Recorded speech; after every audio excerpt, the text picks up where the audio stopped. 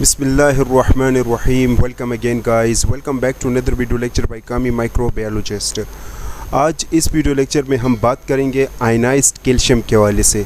अगर आप दोस्तों को याद होगा तो इसके पिछले वीडियो लेक्चर में मैं ऑलरेडी एक्सप्लेन कर चुका हूँ बाउंड कैल्शियम या जिसको हम टोटल कैल्शियम कहते हैं या जिसको हम सीरम कैल्शियम कहते हैं। ठीक है, तो उसमें मैं काफ़ी डिटेल पर वो वीडियो मैंने बनाया है, उसमें सब कुछ मैंने एक्सप्लेन किया हुआ है।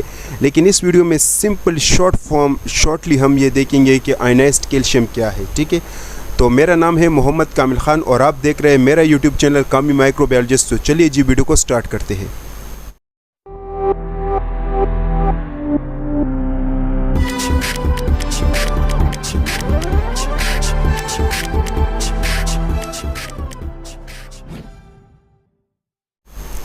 सबसे पहले हम ये जानने की कोशिश करेंगे कि आयनाइज्ड कैल्शियम क्या है।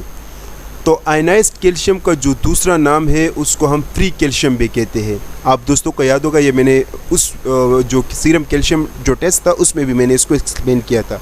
ठीक है, तो ये आपके पास फ्री कैल्शियम होता है जो आपके बॉडी में तमाम तर टिश्यू या तमाम तर बॉडी के हर हिस्से में ये यानी मूव करता है, यानी जहाँ पर बॉडी को ज़रूरत होती है तो ये वहाँ पर ट्रैवल करता है ब्लड के ज़रिए।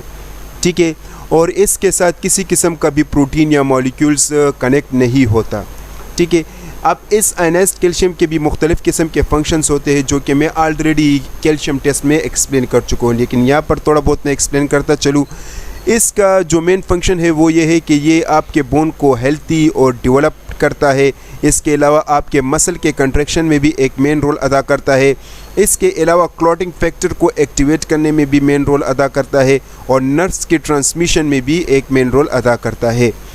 अब हम बात करते हैं कैलकुलेशन ऑफ आयनाइज्ड कैल्शियम।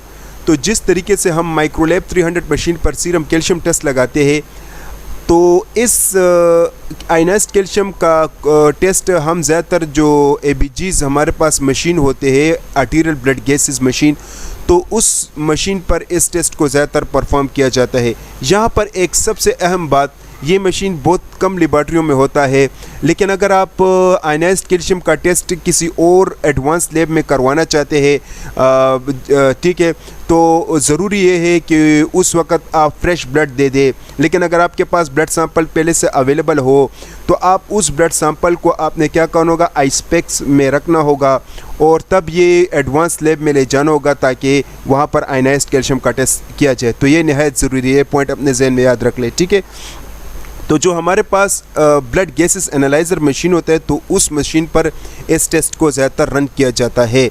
ठीक है, इसके अलावा हमारे पास ख़ास किस्म का फार्मूला होता है, उस फार्मूले के ज़रिए भी हम आयनाइज्ड कैल्शियम लगाते यानी फाइंड आउट करते हैं।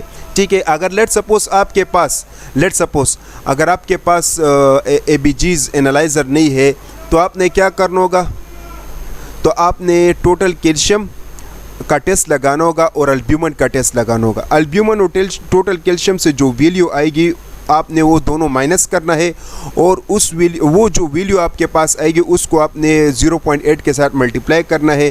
तो जो लास्ट में आपके पास जो वैल्यू आएगी वो आपके पास आयनाइज्ड कैल्शियम होगा। ठीक है, तो ये था कि आप आयनाइज्ड कैल्शियम को किस तरीके से कैलकुलेट करेंगे अगर आपके पास मशीन ना हो या ABGs मशीन पर अगर हम बात करें तो ये आपके पास ABGs मशीन है। इस पर रन करने का तरीका कुछ यूँ है कि आपने सिरिंज में ब्लड लेना है और ये आपको होल दिखाई दे रहा है, इसमें आपने सिरिंज को इंसर्ट करना है और फिर क्या होगा कि ये जो सिरिंज होगा आपने फिर इसको मतलब इंजेक्ट करना होगा। ठीक है, सॉरी मैं इंजेक्शन या ये जो सिरिंज की मैं बात करूँ, आपने इसको इंजेक्ट करना होगा तो इसमें ये जो ब्लड होगा ये जो होल दिखाई दे रहा है ये एब्जॉर्ब कर लेगा और कुछ ही सेकंड बाद आपको ये मतलब वैल्यू दे देगा। ठीक है, ना सिर्फ आयनाइज्ड कैल्शियम की बल्कि जो आर्टीरियल ब्लड गैसेस है तमाम तर वो वैल्यू आपके साथ आ जाएगी, एक प्रिंट सा ये मशीन आपको दे देगा। ठीक है, तो ये था तरीक़ेकार कि किस तरीके से इस टेस्ट को रन किया जाता है। अब हम बात करते हैं नॉर्मल रेंज की। तो एडल्ट में इसका जो नॉर्मल रेंज होता है वो है 4.64 to 5.28 माइक्रोग्राम पर डेसीलीटर।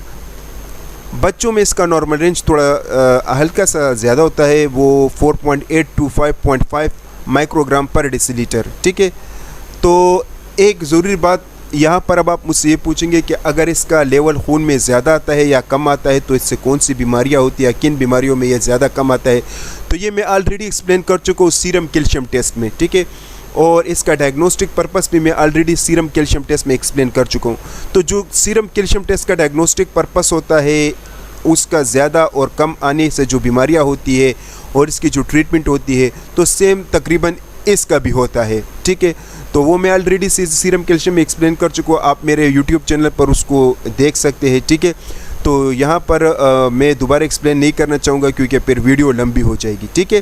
तो this is all about just a little bit short lecture on ionised calcium. उम्मीद है ये वीडियो आपको अच्छी लगी होगी, उम्मीद है आपके जहन में ये वीडियो आया होगा और आप समझ गए होंगे। अगर आपको ये वीडियो अच्छी लगी हो तो इसको ज़रूर लाइक कीजिएगा, हमारे वीडियो को शेयर कीजिएगा और हमारे चैनल को सब्सक्राइब कीजिएगा ताकि आपको और भी अच्छी वीडियो की अपडेट मिल सके। तब तक के लिए इतना ही, अपना ख्याल रखिएगा। अल्लाह हाफिज़।